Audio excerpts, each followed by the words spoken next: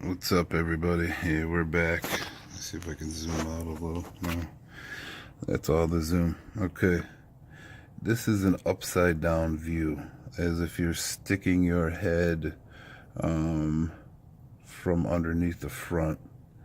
Okay, that right here is your crank pulley. All right, I read somebody said that they were able to do this job without pulling, for one, putting it in or pulling the front bumper off, and let alone pulling the whole core support forward. I find that hard to believe that that's the way they were able to do it. I don't think my hands are big, but there's like no freaking way. I don't know if we could, if I put my hand up there. And the problem is you can see you're going into an invisible spot in there. You don't know what's in there. Let me see if I can get the phone up and in there. There you go. That's everything that's on the inside. As you can see, I got the bolts out, but you know, that was not easy to get those bolts out. Okay. Some of the tools. Okay. Where'd it go? Where'd it go? All right. There's 8 old ones in there. You can see there's short stubbies. But here is the tool. What is it? T50. That's what I used to get these out. So there's my T50, and here's the head, which I think that's a 12. My T is a 6, but it'll fit in there, and it's pretty snug. An Allen key will fit in there. I wonder if a square 1/4 inch would fit in there, just for giggles. Yeah, it fits in there, but it's not going to do the job. So I use the T50, and it fits inside. If you could see, it fits in there pretty good. That's decently snug. That's not the size of the ones that are gonna go in there.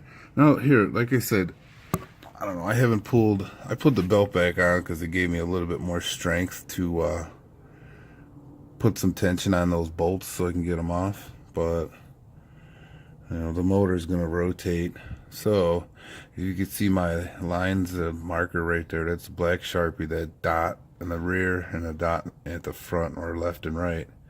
That's my Sharpie. I'm marking my spot. But again, as a point of reference, that might work, but once you get your hands up in there, you can't see that unless this thing is up in the air.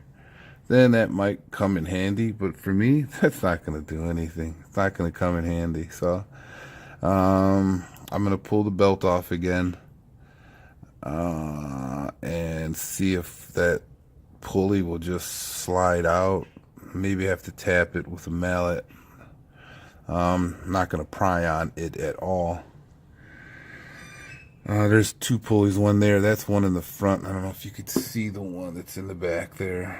So I'm going to just try getting that front one off. And, you know, when I just had the camera up inside, it looked like it's just sitting on the center, the output shaft of the crank. So I'm thinking it should be able to come off right there. It doesn't look like it's been on there, you know what I mean, since the beginning of time. So it should be pretty easy.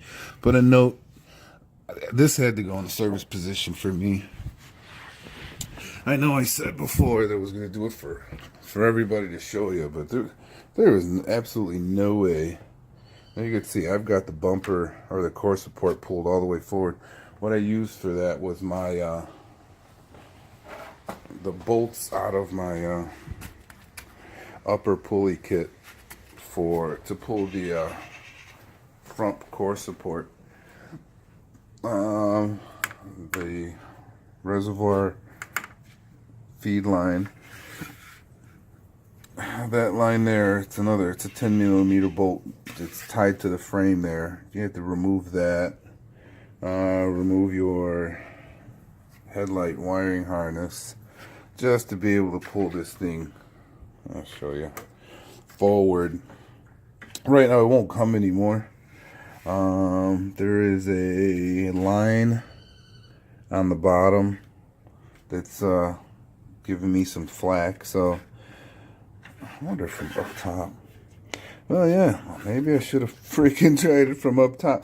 Up top with the core support pulled forward, it looks a lot easier, but you're still going to be working inside of a blind area. You can't see inside that pulley. You know, that's down inside. The one good thing, which I am glad I realized that while I was under there, that was my only rainbow or pot of gold at the end of the rainbow, is if you can see the APR pulley, these bolts you're going to be able to get to from the outside of the pulley. There's not going to be a blind spot anymore.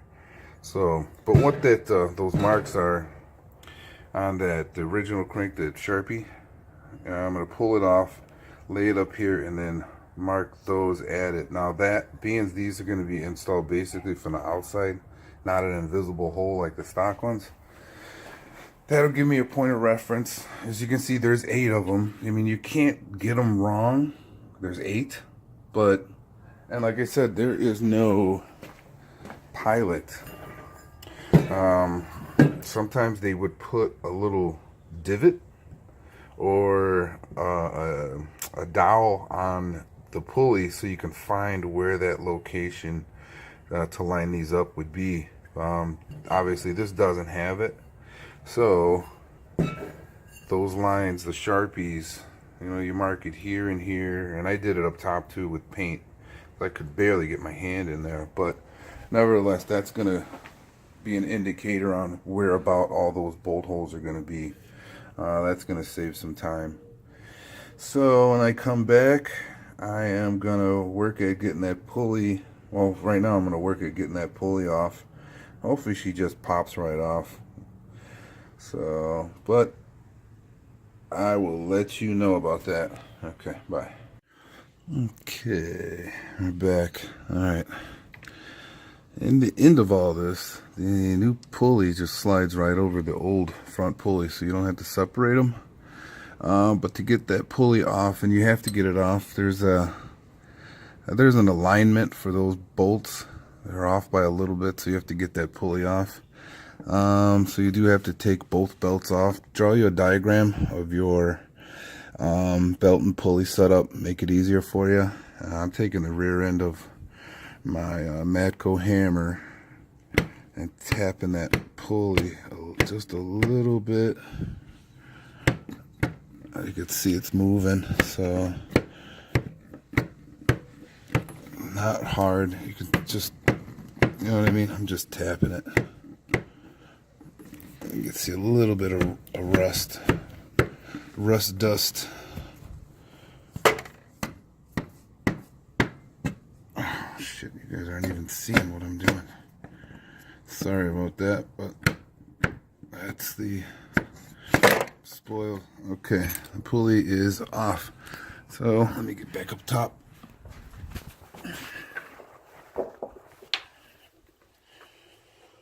Now we're the downward view. So let's see. Set that belt behind there. And again, I don't know how the hell these guys were able to do that with leaving it on. You know, I don't know. Supposedly these are all just, there's one that's offset. So your end process, what it's going to do is exactly this. Set it right on top of the old one.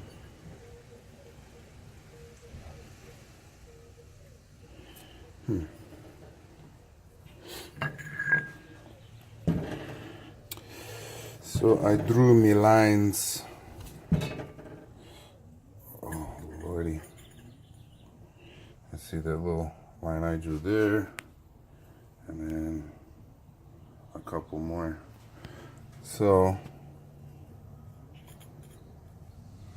really that's all I'm gonna do now. Just make sure all the bolt holes are lined up, and then transfer my my lines to it.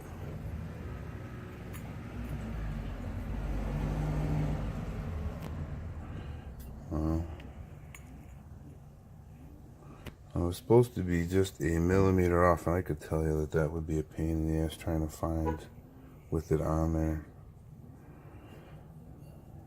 That looks about to be the spot right there. Yeah, okay. Alright, let me get to doing this and I'll be back.